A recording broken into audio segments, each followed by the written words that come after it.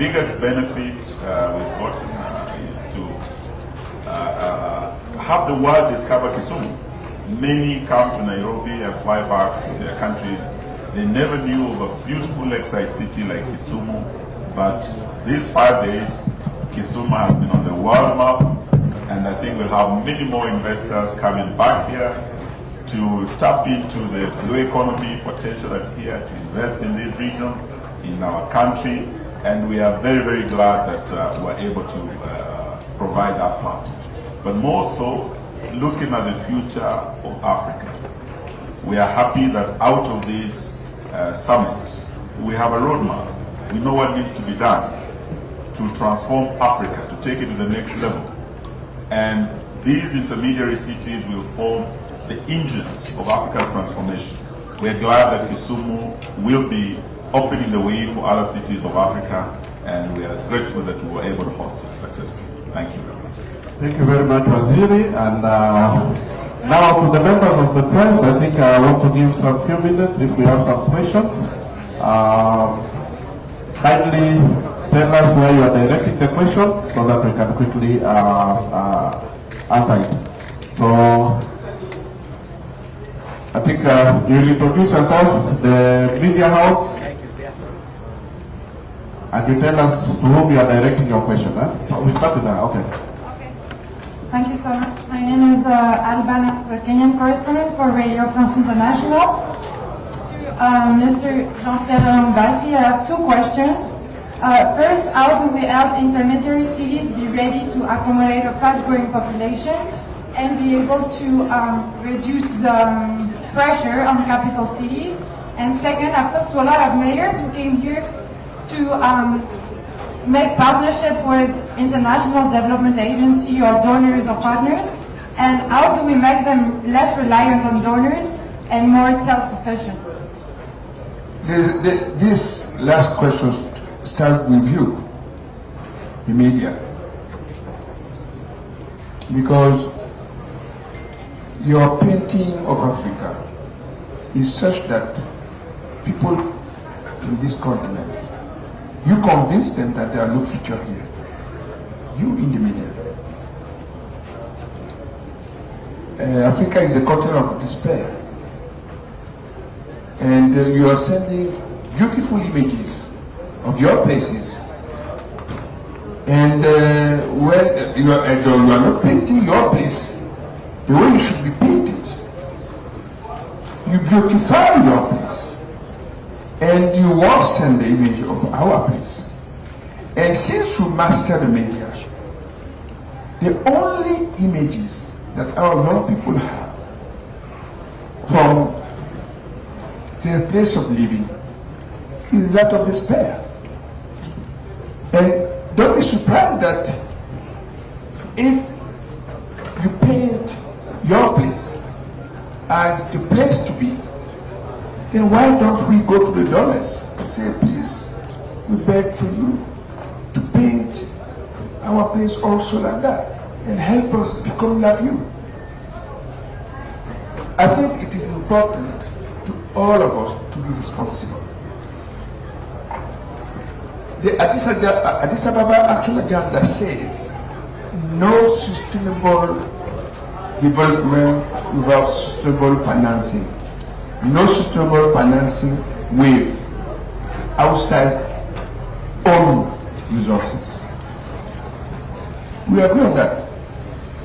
And then we went on saying to these guys, okay, we agree that we should source our revenue ourselves, but our revenues is also composed by the tax that the companies pay to us. Can you help us tell your companies to pay the taxes the way they should be paying them?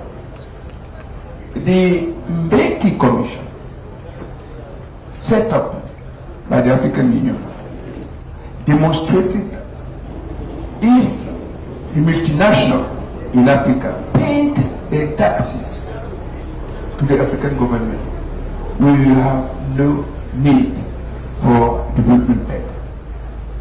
And we propose that a UN agency is set up to that effect?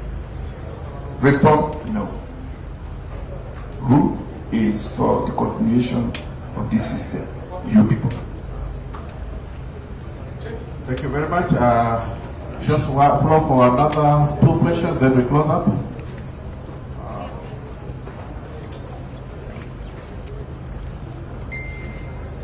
Okay, from behind there, give a mic. Hello. My name is Jai Dieta from Ramogi TV. Guys, they can come in front, we are not seeing you. Okay, go ahead. Thank you. My name is Jai Dieta from Kisumu, Ramogi TV here in Kisumu. My question goes to you, Professor, Mr. Governor. Are there some agreements that you've entered into with the development partners for the county? Yeah, we have several actually. In fact, yesterday in one of the rooms here, we were signing various memoranda of understanding with investors as well as development partners.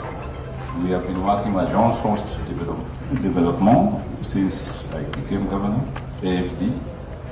We work with the World Bank in terms of Kenya Bank Support Program, which is a national government program, which is being used in various counties for urban development. As I told you, we've been working with Habitats since I became governor in the lakefront to see how we can improve the lakefront, both for maritime transport, investments, tourism, leisure, and the hospitality industry. We've worked with various UN systems, UNDP, and so on. So those collaborations are there, which is in both our interest and their interest. Remind you, these multilateral agencies like UNDP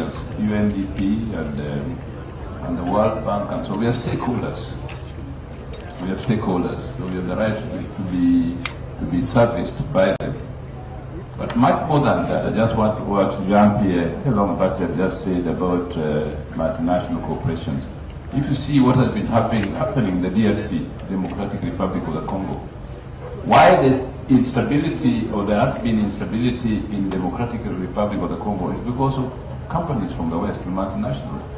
They enjoy that instability because they can go and conquer a certain part of the country, and they can pillage resources like gold, zinc, and so on, and get away with it. I had in about 2006, I was a good friend of the Argentinian ambassador in Nairobi, and his son had been hired by the then government to try and go to Goma and establish a tax system for the minerals that were being exploited there. He was doing very well until the companies realized that they are going to be made to account, and they instigated a tribal war there, which made it very difficult for him to continue this work. It's a true story.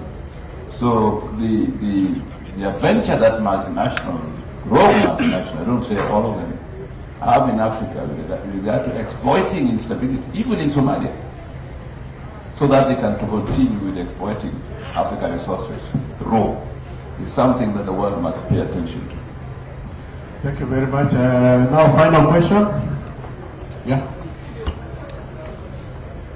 Yes, my name is Edwin Othira from KBR TV International. My question is to the Secretary General.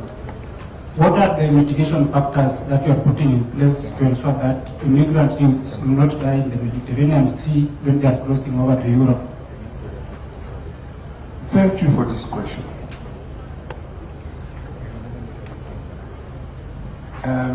2021 was declared by the African Union the Year of Art, Culture and Heritage. I addressed the youth in Rabat, the young student African student in Rabat. And I told them that they have to be conscious of who they are. And we need to bring figures, because we are tempted to take decision or behavior based on opinions and not on facts. What are the facts? 1 out of 2 young young people below the age of 18 is in Africa. And demography is the most precise science, social science. Meaning, people that will have 20 years, in 20 years are born already. So we can calculate, based on this number, who will represent the world tomorrow. If half of the young people below the age of 18 are in Africa, the world of tomorrow is Africa. If you have this consciousness, you will know that your future is in this continent. But the images they put to you paint your continent as if it is a lost continent, while they are pouring in. How many foreign companies are coming to Africa, while our young people are fleeing from Africa? So first of all, build self-esteem. And the culture is that tool that we should be using to build self-esteem. And this is why you see the Africa launched the celebration of the African capital of culture, to raise the culture as the fourth pillar of sustainable development on this continent, with the aim of building a dignified story of this continent, targeting the youth, and using their capacity to turn the wrong history that is said about Africa to a more positive narrative. Once this is done, you will see that many of the young people will start viewing Africa with different lenses. And I'm sure that what we call mitigation will not be needed even, because where I live, there is no way I can go find something else elsewhere. But this is a fight, and this is why we are determined that local government take this as up. And to that effect, launch a charter, local government charter on migration, that says how our own local government should treat the migrants. Because you remember, in Libya, migrants are made slaves among Africans. Please don't blame others. Start by your house. Clean your house first.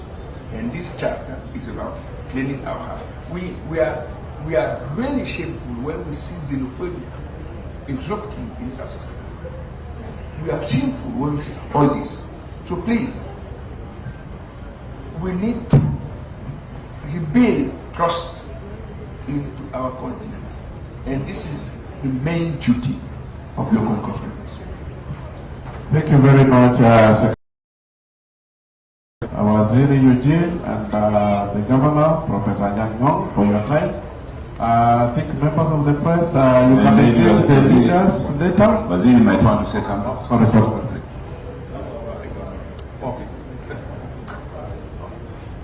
Yeah, for the members of the press, you can engage the leaders later during